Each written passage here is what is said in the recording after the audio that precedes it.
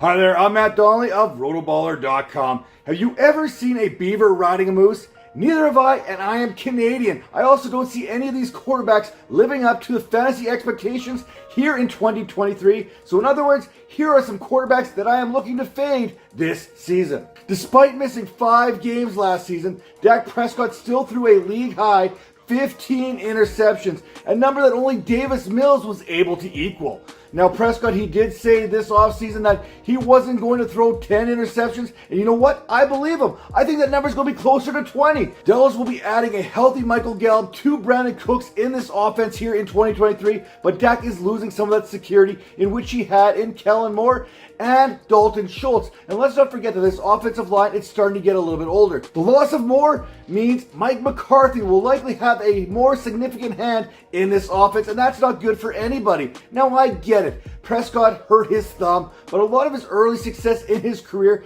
came off of his legs. Now, we haven't seen that kind of success since that leg injury back in 2020. We are talking going from 4 fantasy points per game through his first 4 seasons, under 2 fantasy points in each of the last 2. The NFL is a what have you done for me lately type league, and Deshaun Watson hasn't done anything for anybody on the field as of late. Listen, before I can buy into the Deshaun Watson hype, I need to see what he can do on the field. That's how bad he was in his return to the NFL last season. Now, right now, he is coming off the board in drafts as a top 10 fantasy option, and I'm not going to get in on that hype train, especially when I can draft Kirk Cousins, Daniel Jones, or even Jared Goff a little bit later, and I know that they can be top 10 options because they did so last season. We are literally drafting Watson, believing in what he did in the past. The same Watson that was a top 5 quarterback from 2018 to 2020. You know, once upon a time, I used to be a pretty good athlete as well, but nobody is drafting me in my pickleball league based on what I did 3 seasons ago.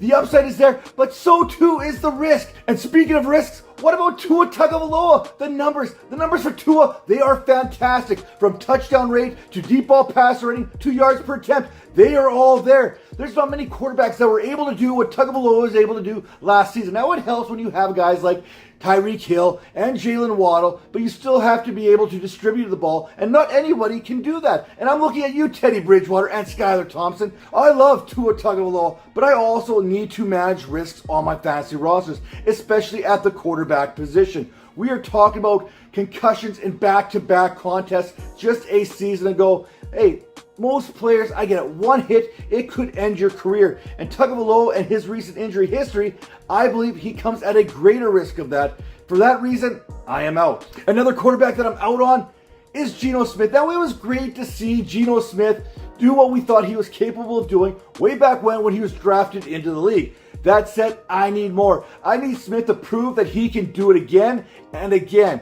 And this time, he's going to have to do it without his quarterback coach there in Dave Canales, who's now over there helping out Baker Mayfield in Tampa Bay. Smith is coming off the best season of his career, and I have a hard time believing that he is capable of repeating such performance. At some point, you are what you are. We've seen what GENO Smith has done over the years, and we saw what he did last year. So was last year an outlier, or is that something that we can expect moving forward? And with that, I have questions about that. Now, hey, I'm okay if I'm wrong. I really am. Weeks 15 through 18, Smith never averaged more than 17.5 fantasy points per game. In fact, his average over that period was 15.3, which happened to be 3.2 fantasy points per game, lower than his seasonal average. Now, looking over those last 4 contests, Smith averaged just 212 yards passing per game, along with 4 touchdowns and 3 interceptions, which appears to be more in line with what he has shown throughout his career. Perhaps the clock has struck midnight for Smith.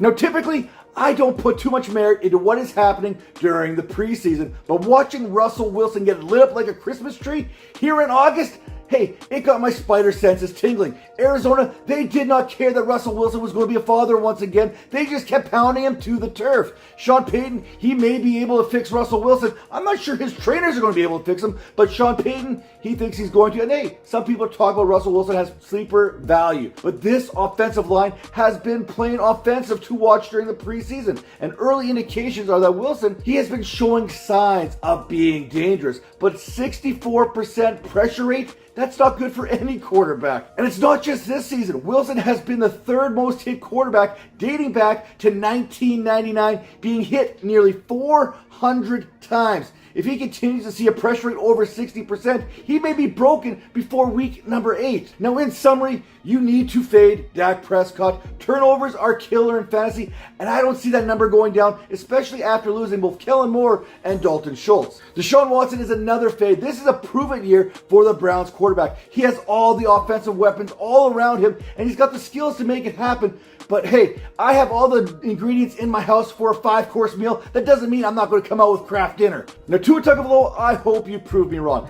No one likes to see a player get hurt, but the risk management is something that we need to be doing with our fantasy rosters. GENO Smith, he faded down the stretch last season, has the clock struck midnight for last year's comeback player of the year. And finally, Russell Wilson. Sean Payton, he may be able to fix what ails Wilson, but will he be able to fix the ailing offensive line? Now, I'll give you one more bonus quarterback. Don't tell my bosses. Buyer beware, Lamar Jackson. He's not a fade just yet, but I'm getting one of those gut feelings, which is totally an acceptable fantasy football analytic measure here. But after watching how the Ravens handled J.K. Dobbins' knee injury a season ago, I have real concerns about how Jackson's recovery is truly going.